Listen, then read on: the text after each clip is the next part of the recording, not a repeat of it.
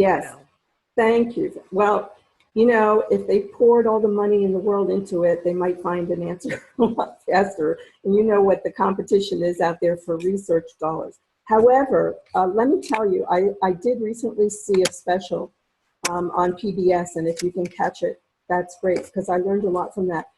There was a woman whose mother had developed Alzheimer's at 60, and she was in her 40s, and she was very concerned that she might develop it as well, since mom had it, somebody else in the family had it.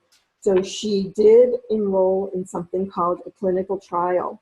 And there are many, many, many clinical trials out there. And most of these sites that I gave you as resources will tell you about clinical trials that are going on that you can join.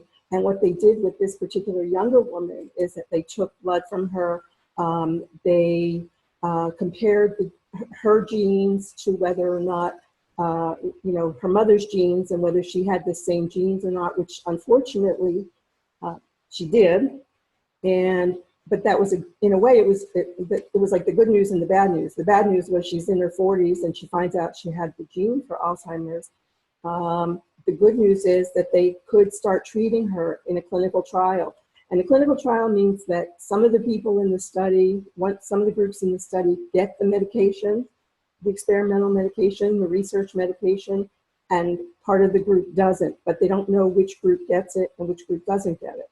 So even though she was part of the study and was being given something, it could have been a sugar pill. She would not know. And because the disease takes so long to develop, they won't know for another 5 or 10 years in terms of research. She'll have to be followed all that time, whether or not they'll be able to help her or not from getting Alzheimer's like her mom did at age 60.